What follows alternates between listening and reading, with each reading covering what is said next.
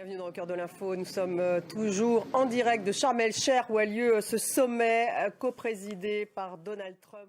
Merci Mathilde Delvigne, donc à notre correspondante en Égypte. Nous avons avec nous ce soir Adel Bakawan, directeur du European Institute for Studies on the Middle East and North Africa, chercheur associé également au programme de l'IFRI, Turquie-Moyen-Orient, auteur de la recomposition du Moyen-Orient. Bonsoir à vous Adel Bakawan. Merci d'être avec nous en direct d'Irak, me semble-t-il, où vous suivez tout de même avec attention ce qui se passe en Égypte. D'abord, votre analyse. Il y a eu vraiment une grosse séquence aujourd'hui, à la fois une séquence marquée par l'émotion, la libération des otages israéliens d'un côté, il y a eu également la libération des prisonniers palestiniens de l'autre, et puis donc ce sommet qui est censé même aborder la seconde phase du plan Trump.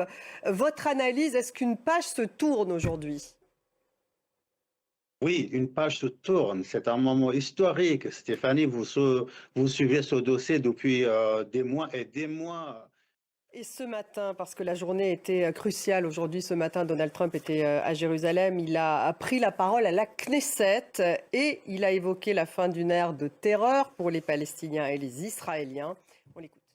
En direction Tel Aviv, on retrouve Pauline Godard, notre envoyée spéciale. Pauline, bonsoir. Vous êtes place des otages. Il faut vraiment que vous évoquiez d'abord l'émotion des Israéliens à la libération de tous les otages vivants ce matin. Oui, il y a eu beaucoup de larmes qui ont coulé ici sur la place des otages. Merci Pauline. Pauline Godard, envoyée spéciale donc, en Israël. Cette phase des négociations donc, qui, a priori, devrait être amorcée à Sharm el-Sheikh. On va revoir les images. Et on garde bien sûr un œil sur ce sommet à Sharm el-Sheikh qu'on vous fait vivre ce soir pour une prise de parole éventuelle donc d'un intervenant de Donald Trump ou éventuellement Emmanuel Macron. Mais on va aussi évoquer le reste de l'actualité et notamment l'actualité en Afrique parce qu'il se passe des choses à Madagascar. Le président est introuvable, en tout cas c'est ce qu'a déclaré le ministre de la Sécurité publique et on y va justement à Madagascar retrouver Gaëlle Borgia, notre correspondante. Gaëlle, les manifestants donc exigent la démission du président Razouel. Ils ont d'ailleurs reçu le soutien de l'armée pour donner un peu de contexte. Où est-il ? Alors ça, c'est une question que tout le monde se pose depuis dimanche. Merci Gaëlle Borgia, donc notre correspondante à Madagascar.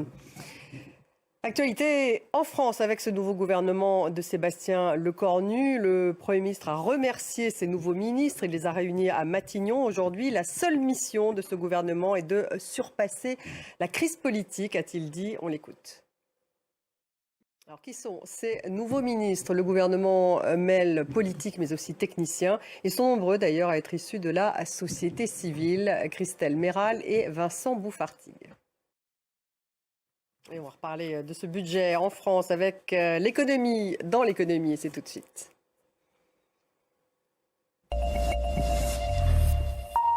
Avec Laure Manin, bonsoir Laure. Bonsoir, ce budget, ce fameux budget, est-ce que finalement y a-t-il des pistes puisqu'il doit être adopté avant la fin de l'année ? Il faut faire vite, effectivement. L'équipe Lecornu 2 doit présenter ce mardi en Conseil des ministres le projet de budget de l'État de la Sécurité sociale. Merci, c'est tout pour l'écho, très chère Laure Manin. Et on va passer donc au sport avec Serine Bey.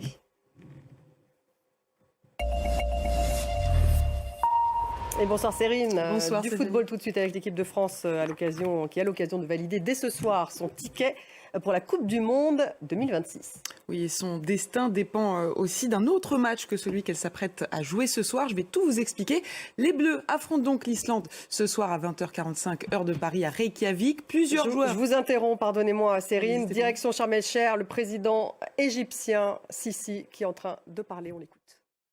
Et vous venez d'entendre Donald Trump donc, au sommet de Sharm el-Sheikh en Égypte. Juste avant lui, c'était le Premier ministre du Pakistan qui demande à ce que Donald Trump reçoive le prix Nobel de la paix. On va continuer à en parler dans le débat. Restez avec nous justement de ce sommet à Sharm el-Sheikh. On va revenir bien sûr aussi sur la libération des otages israéliens, sur celle des prisonniers palestiniens. Est-ce qu'on s'engage aujourd'hui dans un processus de paix au Moyen-Orient ? C'est tout de suite.